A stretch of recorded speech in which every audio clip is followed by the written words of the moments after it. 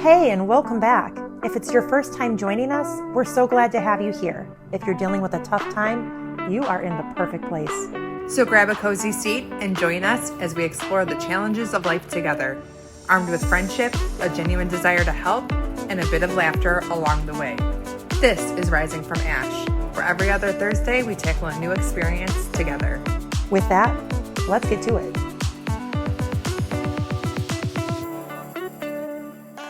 Welcome back.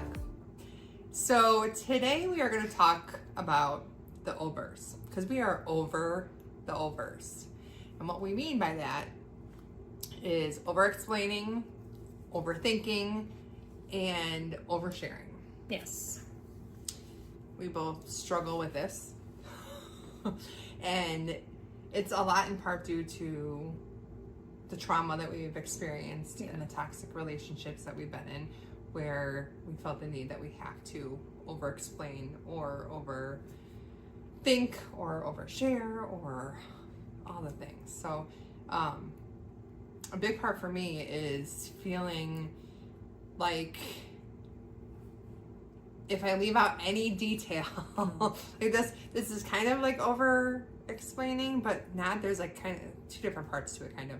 So being so detailed, like I don't want to miss any of the details because I don't want somebody to think I'm lying. Because a lot of people are like, come on, get to the point. Get to the point. Sum it up. I don't need to know that the sun was shining from this direction and the wind was blowing from that. But I'm like, if I leave that out, then you might, if something comes up later and like, oh, you didn't tell me that was the sun was shining through the window. Right. I'm like, well, I was trying to sum it up, and the few times that I do sum it up, I leave out the wrong thing or whatever. So that's part of why I over-explain. But there's also over-explaining for like making a decision or thinking a certain way or acting a certain way. I feel like I have to like justify why I'm doing it rather than just doing it and not explaining it. Like other people don't explain, and again, I'm okay with that. Like, it is what it is. But when it comes to me, I feel like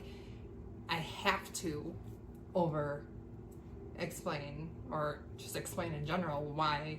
Yeah, even when you say no to something, and I always try to tell you, okay, that's fine. No, it's fine. Right. You don't have to. Like you're like because and I'm like no. Okay, got it. Yeah, got cool. it. No, not right now. Okay, I'll do it next time. Like no biggie, but that whole I have to like explain why. Yeah. In your head. Absolutely. It's hard to get through. Do you find yourself? Oh, I over-explain everything. I mean, growing up, I've told you before, my dad was like, you could talk somebody into a coma, and that was part of the reasoning is because I did over-explain everything. I mean, I gave every single detail. I'd be telling somebody about someone ran a red light, but instead of just saying, oh yeah, on my way home, this person ran the red light, I'd be like, there was a white car and it had a yellow sticker on the back of it, and on the yellow sticker there was a lady. The lady was like this, and then it just every detail. And the lady driving the car had on a red hat. And then I'd be like, oh, I forgot. Let me backtrack a little bit. And then there was like a dog across the street, and they're like, okay, and I'm like, and then she ran the red light. They're like, then what does all this stuff have to They do with nothing. Nothing. She ran the red light. Okay, you could could have said that. Yeah, let me paint the whole picture. Yeah, visual. So, I've done that my whole life, where I'm like, oh, why do I do this? And I always say, okay, so long story short, or whatever he says, long story short, I say, short story long, let me tell you. Seriously. Gosh. And it's hard to stop. Like, I will find myself, like, when I'm doing it, I'll realize I'm doing it, but I can't stop. I can't stop. Like, I've already started. Yeah, I do it too. I think a lot of times, though, at least personally, and I feel like it's the same for you in our lives, we've had to explain things because our reality has been altered or questioned. Mm-hmm. So then you feel like you have to over-explain because... Or overthink.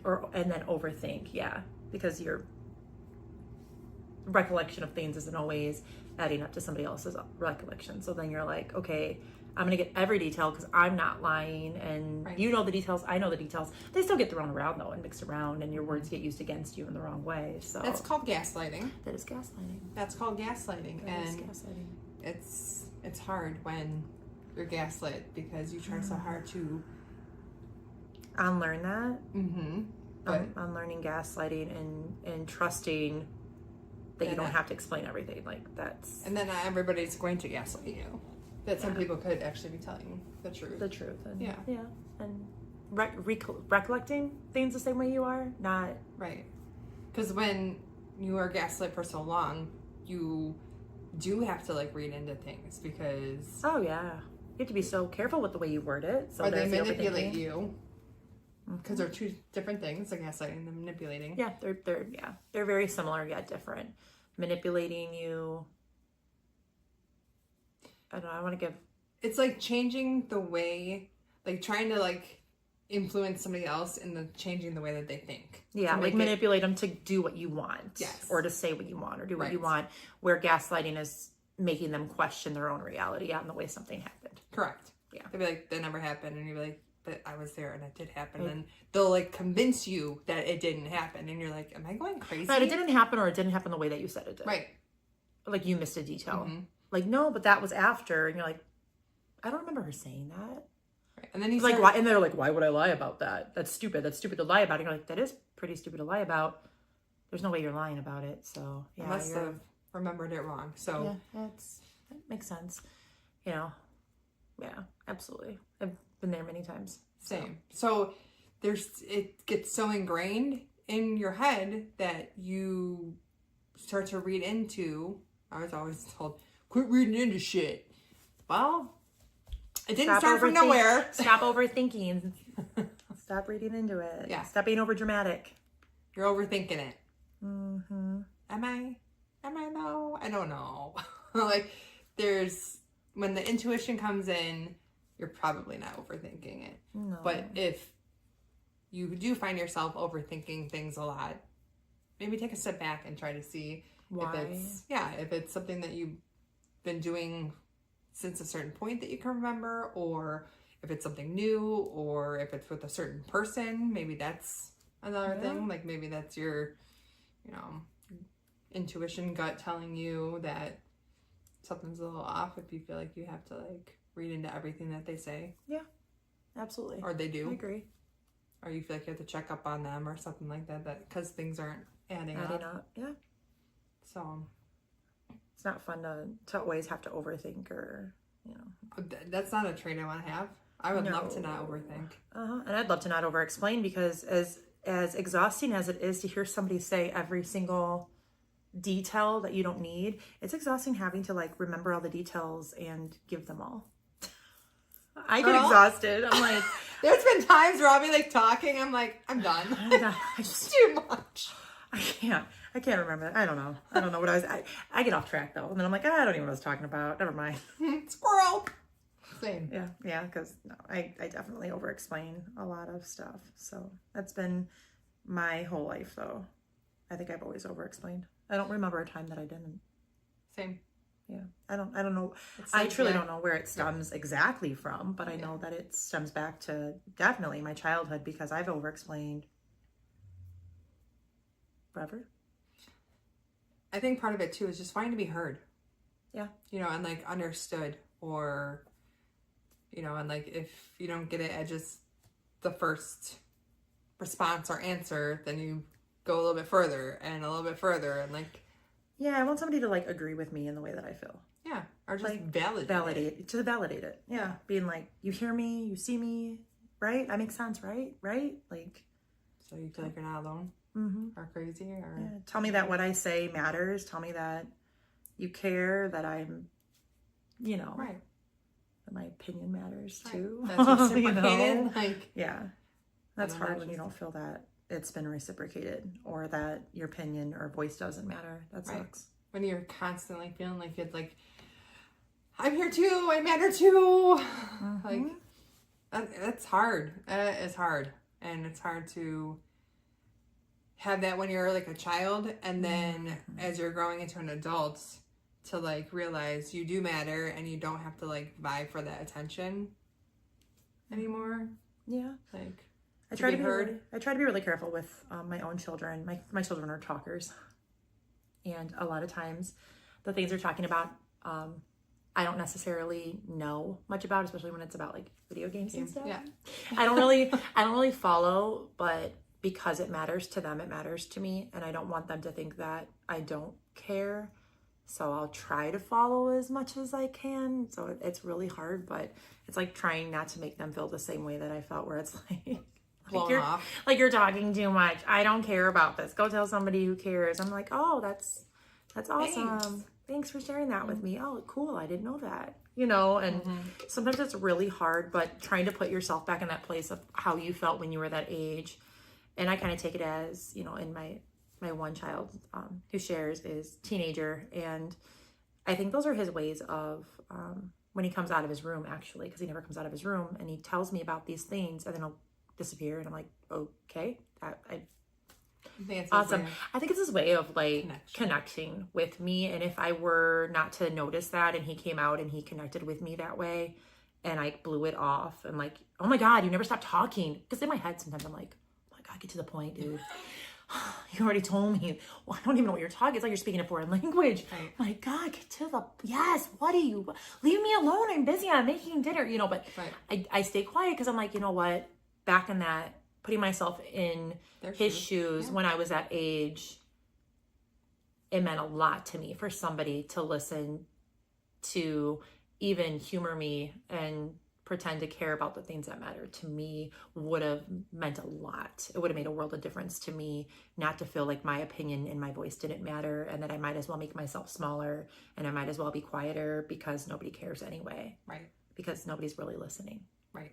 So I try to remind myself of that when I'm... Especially with the teenagers in general, but boys especially. Like, they kind of recluse. They say to themselves, they don't want to like share their feelings or talk to mom or dad or whatever, but like say mine will like come out and like okay, like I'm just gonna like embrace this because this doesn't happen all the time. So like whatever you want to talk about, except for like love you kid, but when it's 10:30 at night we get ready to go to bed, like maybe we can talk about this in the morning or something, or after work tomorrow.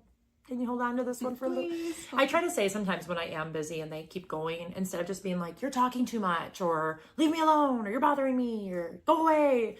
I try to tell them, you know what? Like, I would love to hear more about this, but like right now I'm trying to get this done, and I can't give you my full attention because I'm trying to get this done at the same time. Like I'm making dinner, like I'm trying to do this, and I really, really want to give you my full attention. So I'll come to you in a little bit, or can we talk about this later? Because I'm not giving you my undivided attention, and that's not fair to you. And I don't want to miss anything. Right. So like, let's talk about it later. Okay. You know, and sometimes but I don't want to make them feel like they're a burden and their voice doesn't matter, and that I don't give a crap about what matters to them, because even though it may not matter to me, it matters to them, and if it matters to them, it matters to me. So because they matter to us. Yeah, exactly. But yeah, I think I've been in those shoes before, so I don't want them to feel that way, because that sucks. It does.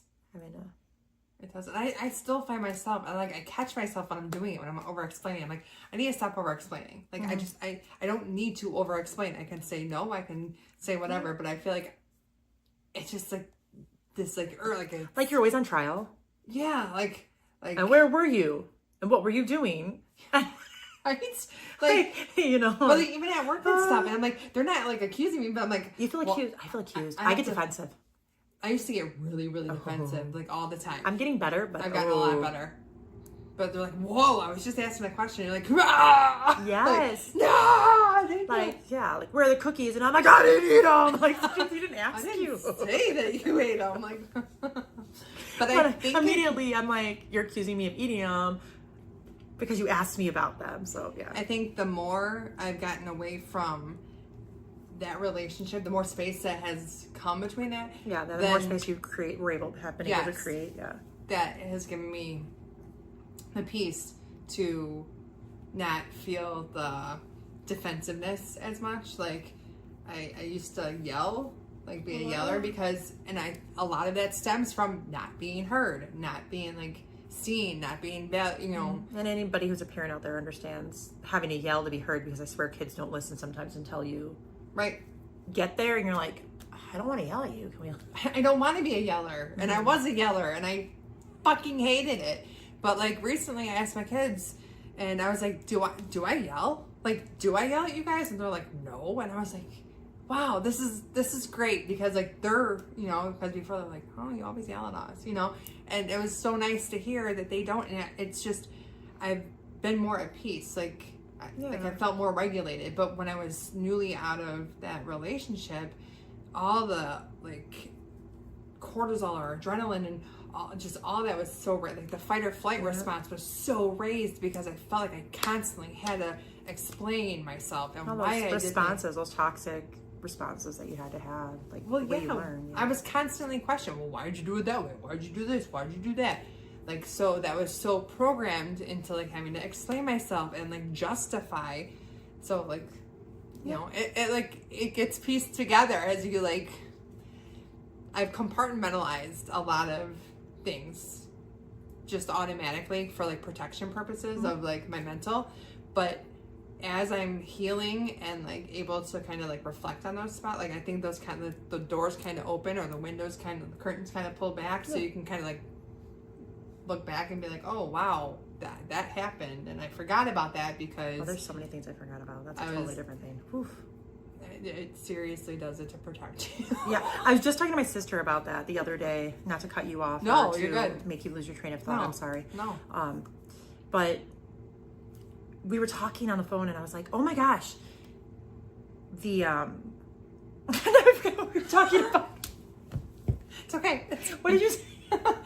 That you compartmentalize, like it protects you to like. Yes. Okay, we were talking on the phone about how this happened when we were younger, that happened when we were younger, and I'm like, it's crazy how you go to this place, and what do they call it? Disassociating. Mm-hmm.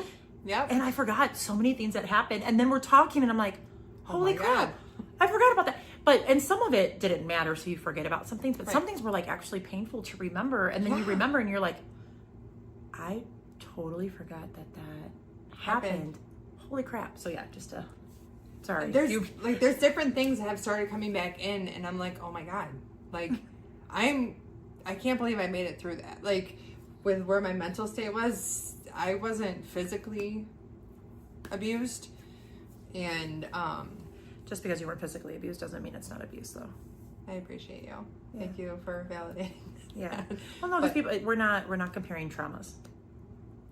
Trauma's not something that you compare. Just because you weren't, somebody else had it worse doesn't mean that what you had wasn't bad. Right. And I saw this meme one time that it was like, there's this frog, and like one frog was missing an eye, and this frog was like, oh, but like I just cut my arm or whatever, but he's missing an eye or whatever. But like it's basically like it doesn't matter. It, you know, different things affect people differently, and just because somebody may seem to have it worse than you, it doesn't invalidate what you're going through or how you feel. I mean, poison's poison. Whether you have a little poison or a lot of poison, you still have poison. The poop in the soup. Yeah. Yeah, I mean, it is. Like, crap's. Oh, you got a little bit, you got a lot. It doesn't matter. It doesn't change the fact that it is what it is. You know, you have a little bit of poison, you have a little bit of it. Either way, it's still seeping into you and it's still poison. So why compare? Right. Sure. But yeah, that stuff is starting to come back, and I'm like, I don't know how I made it through, and like I bet during a lot of that I disassociated because I'm like I have to keep going. Like there's nothing. I have 3 kids. Like what am I supposed to do? So and then as I was, like I said before, I've left. We broke up 5 different times. Like the last time, the divorce was the 4th time actually. We got together after the divorce, but like I kept wanting to like make it work. But once I was like out, I felt like relief. But then I was still hopeful that like our family could be back together and like we could be a, you know, unified, a strong unit. Yeah, exactly. Like, and that was my hope. Like when I was a child, I wanted to like get married and have kids and have a family and like, you know, you don't plan on like getting divorced and breaking up and all that. And I thought that, you know, he was going to be my forever person.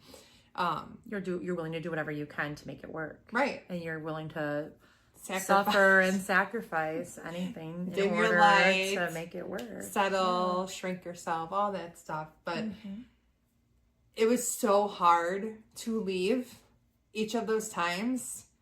And when I had left, I felt like a sense of relief and like weight lifted up and like I could breathe again and I could like my light started coming back and I was feeling like me again and not like some shell of me. But then I would go back hoping for that unified family unit, and then it would go back to how it was. It didn't change. It might have changed temporarily.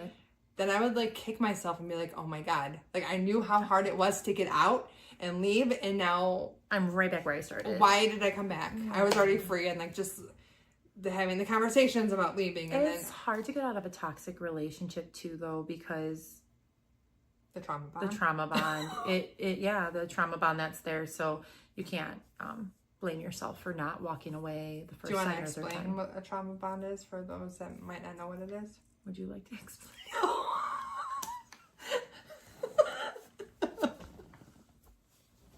I was totally passing the buck to you. Let me look it up. You keep talking.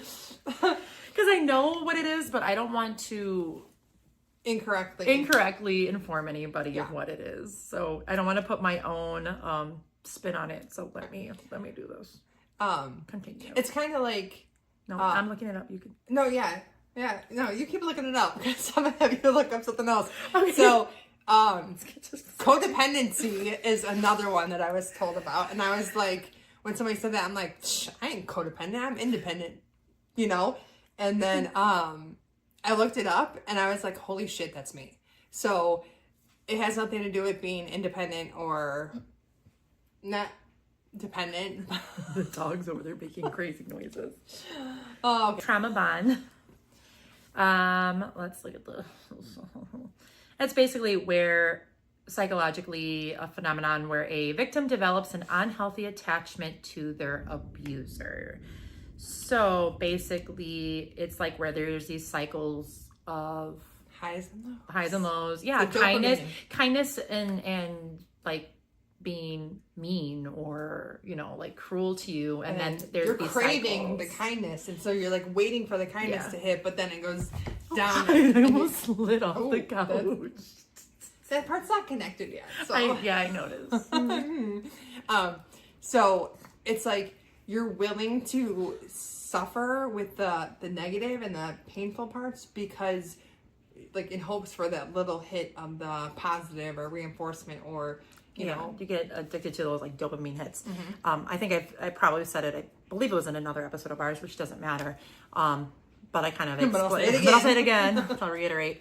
I kind of look at it as that whole, you know, like I'm out on the raft, I'm in the water, and we're floating, and everything's great, and it's going awesome. And then all of a sudden, he jumps off the raft and he holds me under, and I'm like, I can't breathe, and I'm scrambling to get up and get some air, and finally he lets me up, and and just the relief of getting that air, it's like, and then you start to breathe again. And then you get back on the float and you're floating and things going great.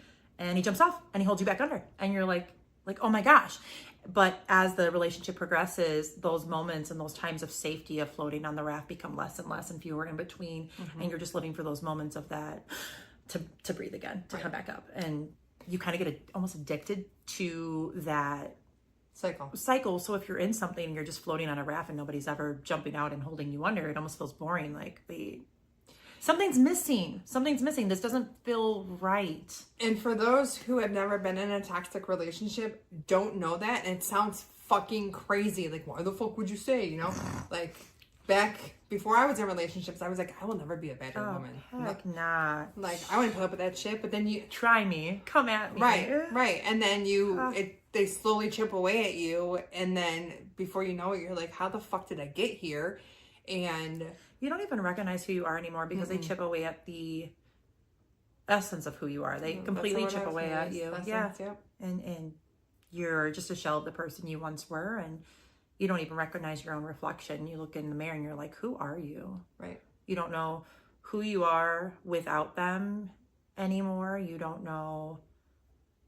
Because you're definitely not who you were when you met them.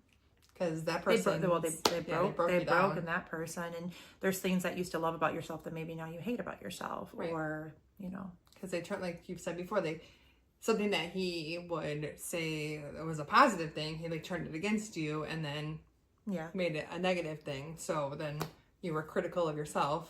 Yeah, and that's something more that I want to touch on more in another episode too. Something more looking at those trauma bonds specifically and how they break you down, and you know, some experiences of going through that and what that kind of looked like. I mean, for me, and I'd love to hear how that looked like for you as well, because there's different ways that people break you down, and very subtle ways that you don't even see it happening. But super subtle. Or like in the beginning of a relationship, if you're like, oh, like, you know, I'm gonna compromise and do things because I want to see where this will go, and I don't want to be like that person who's like, no, you know, like we're getting to know each other and like things are going on. So like, here's an example. When my ex and I first started dating, he was older than me, and he was 21 and I wasn't, and we were hanging out at one of his buddies' houses, like after softball or something like that, and then all his friends wanted to go to the pub, and we weren't like super close to home where like he could drop me off at home and then go. So then he's like, well, would you mind if I like went to the pub with them? And I was like, but I'm not 21. He's like, well, you can sit in a car. And I was like, it's pretty fucked up that you would even ask me that. Like, what the hell? And but what am I supposed to say? Right. I don't want to play the bad guy in front of your friends and be like the reason that you're upset like the rest of the night or whatever. So I was like, and that's that overthinking. Right. I shouldn't have to think about like the consequences of me saying like, no, this should be enough just to be like, no. And if you care about me enough, right, then why would you even put me in that position to like, it's like the manipulation thing. So anyways, I was like, fine. So like he went in there with his friends, and I'm sitting in the car. I was on the phone with my best friend at the time, and I was like, and she's like, what? You're what? You're sitting in the car and he's in the bar? I was like, yeah. And she's like, what the fuck? I'm like, what are you doing? Yeah. And I was like, I don't know. I think I love him. Yeah. And then like he comes out, and pretty sure he was like telling me that he bought like a table of girls, like a pitcher of beer. Like, you think that's making me feel any better? Like, I'm just sitting out, and this was early on in the relationship. You know, like the red flags that you don't even realize at that time. That, like you said, it starts small, and it's like, what can I get away with? Oh, she was okay with this, so let me do it a little bit bigger next time and see if I can get away with this. And like incremental. Is that the right word? Increments, and it just snowballs, and it gets bigger and bigger again. And then before you know it, like you're underneath this avalanche, and you're like, how did I get here? Because it was barely even snowing. And now, like, fuck. It's hard to see coming, especially if you don't know what to look for. Yeah. And hopefully, as we continue on with the podcast, we can. Yeah, like I said, I want to definitely dive into it a little more, but I don't want to make the episode a super long one. we can wrap it up for this week. Yeah, we can add more into that next week, but share with us. Let us know. Have you ever, or do you overthink? Do you over-explain? I mean, I know I over-explain because I feel like a lot of times too, my over-explaining, to go back to that real quick, where my train of thought was, I feel like a lot of times I over-explain too. It's because I want somebody to validate and empathize with me and like how I'm feeling, and tell me that the way that I feel is right. Because I think I've made so many, I never like trusted my own decisions. Well, because you were made to question them. I was made to question them forever. So then I don't trust my own ability to make decisions. So then it's like I have to over-explain and overanalyze, overthink everything, because, you know, I want to make sure that what I'm feeling or what I'm doing is the correct answer, or is the right thing. Like somebody else knows better for me than I know for my own life. I'm not smart enough to make decisions for myself. Right. So I need somebody else to step in and make those decisions, because I can't do it on my own. Right. Which I can. You can. It's just you're conditioned to believe that you can't. When everything is critiqued that you do, you you start to second guess yourself, of course. Absolutely. I used to like be like, does this come across? Like I'd always have somebody reread something. How does this come across? I want it to come across nicely, not mean. Can it be misconstrued because I need to rewrite? You know, like that's not a fun way to live your life where you have to. No. You can't just be you. You can't just have a conversation or give an a response to something and not over-explain or justify or validate your reasoning behind it. Is there anything that you've personally done to kind of try to ground yourself in those moments? I know you say you still over-explain a lot. I know I do too, but I'm personally, like, I'm trying to remind myself certain times that I can say just no, and I don't need to explain. You know, that's the small one for me, but I know there's a lot of times that I still over-explain and overthink, but this has been on my mind a lot lately. Like I am aware, like I'll start to over-explain, like I'm over-explaining, but like it's like that's good that you're aware though. I'm fully aware. Yeah, that's a huge step, is actually realizing when you're in the moment, being like, I'm doing it again. Yeah, yep. Like I can't stop. I can't just close my mouth. Or sometimes like I'll say no or whatever, and it's like that urge to like explain why, or like you said, it's like almost to get permission from the other person to be like, it's okay that you said no, instead of just saying like, I don't want to hurt you. Right. I don't want to hurt somebody else by not doing what I think they need me to do. Right. You know, so that's like, okay, I just want you to say it's okay without me having to ask you if it's okay. I want you to. I tend to do that too. Like I like read into it, or like I think what other people are thinking, and a lot of times I'm wrong, and that's a whole nother episode too, because then that's just but I almost give somebody a pass. Like I'm like, oh, can you do this? But if you can, that's totally fine. You know, because I understand like you know, like it's like I give them an out. And I'm like, I don't know if I should do that, because I don't want to always like have people like to be like, all right, yeah, you're basically telling me I don't have to do it if I really don't. Like, I guess I won't. But you know what I'm saying though, like yeah, absolutely. You know, I try to with like friend like honor and like let you know, like not you in general. But no, like, I know, like, hey, like I know how you are. Like you'll say yes to anything, but like I know if you're busy and you can't, like tell me. Like I'm cool with it, but just I'm asking whatever. So I think a big thing too for me as far as healing that whole part of me and this whole over-explaining thing is I've gone into new relationships with people like since our friendship has developed over the last year and a half, a couple years going on. Since our relationship our friendship has progressed, it's like I've gone into it from the beginning with very honest, but I'm guarded, but I'm very honest with you. Like when something that's no, I've entered this friendship with like this, I'm going to be very upfront with you and try to minimize my explaining, because in the past it hasn't brought me anywhere good. Well. It hasn't served me well. So I want to be very just upfront with you and, hey, I can't do this. Hey, I'm sorry. Or, you know, I'm sorry to let you down at times, because it's going to happen. I'm human, but letting you know, like knowing that your feelings are not my responsibility. I don't want to hurt you, and I wouldn't do it on purpose. And I know that. And I would hope you know my heart, me well enough to know that I'm not hurting you on purpose, but there's going to be times that I'm going to not be able to do something or upset you or let you down, and sorry about it, but I'm human. It's going to happen. I can't, you know, be everything for everyone. Right. And I'll burn myself out. Need to like realize that too, that you can't be everything for everyone, because we try to. And I think it's part of being like an empath, part of being in a toxic relationship in the past, where we feel like we have to... Trying to be the fixer and burning the candle at both ends, because...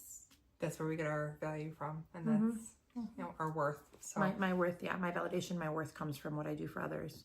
But I think this is like a great friendship, because it's a safe space for us to like share with each other our feelings, because in the past... I was afraid to share how I felt or like bring any grievances to the person, because I was afraid that I would lose it, you know. And I feel like in your past friendships, like, that's been very similar. Absolutely. So this is if you have a person in your life that you can like practice these things with, it's a good thing, because it's hard to practice these things on your own as you're like, because you have to like practice them in real life. You can't just be like, talking to yourself and be like, oh, like, don't over explain, you know, but like start small and start practicing it with a trusted person that like understands you and gets you and that like won't abandon you. Yeah. Well, I mean, even staying mentally, like you said, just realizing that you're doing it is a huge step, and trying to stop yourself when you notice yourself doing it. And as far as if you don't have somebody in your life like that, I mean, you can still stay mentally in that place. And when somebody else does come into your life and you are creating new friendships in that, kind of being more honest and upfront from the beginning, that way you can create that sort of stable friendship and safe space to practice these things. And it's setting a standard. It's like how we talked about the last time, like having boundaries and establishing those up front instead of trying to establish them after the relationship started to be established, and then having to like shift in the sand those boundaries. You want to be able to like stay true to your boundaries and who you are and not bend and twist. And so oh yeah, that's a whole nother one too. I was just talking about that today too, boundaries. Oh my gosh. Yeah. Like you said, the sand. I was saying, my boundaries, that's like, there's certain people in my life that I don't see, and then when I see them again, I feel like I want to see them and I want to be surrounded by them, but I like create a boundary and I'm like, this is my boundary, and I write it in the sand, and every time I see them, it's like me walking up to the tide and it just washing my boundary again, and I'm starting all over. So it's like me writing it in the sand with a stick. Right. And as much as, you know, anybody would love to have their feet in the ocean, like you can't just keep walking back to it and expecting it not to wash everything, all the work that you've done away. So it's hard, but getting there. It's progress. Like it's not going to happen overnight. It takes time, and it takes, you know, grace. Give yourself grace. We need to give ourselves grace as we're going through all this. It's healing it's not fun. Like, I mean, the payoff, I mean, because it's a lifelong journey, but like that your face. I'm here for the journey. Yeah. It's a marathon, not a sprint. So it's stuff that I mean, there's the easy way, which is turning the other direction and burying your head in the sand and pretending it's not there. Or it's to kind of work through the shit and start practicing things that you want to become. Yeah. And have as part of who you are, you know, your boundaries, So does anybody have, you know, out there, like, do you find yourself over-explaining? Have you always over-explained or overshared or overthought?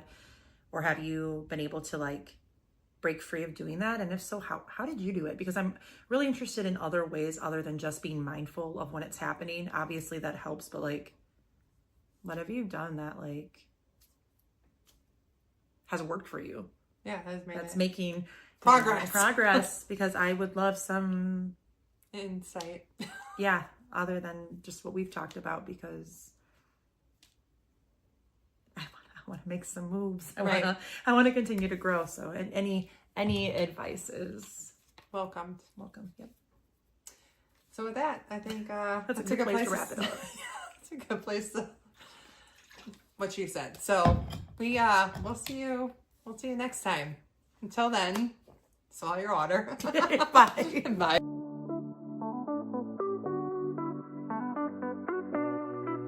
We really appreciate you spending your time with us today. Hopefully, something resonated with you. We can't wait to have you back next week. Until then, take care of yourself, and always remember, it's never too late to start healing. Just a friendly reminder, we are not professionals. If you or someone you know needs help, we encourage you to check out the professional services we have linked below.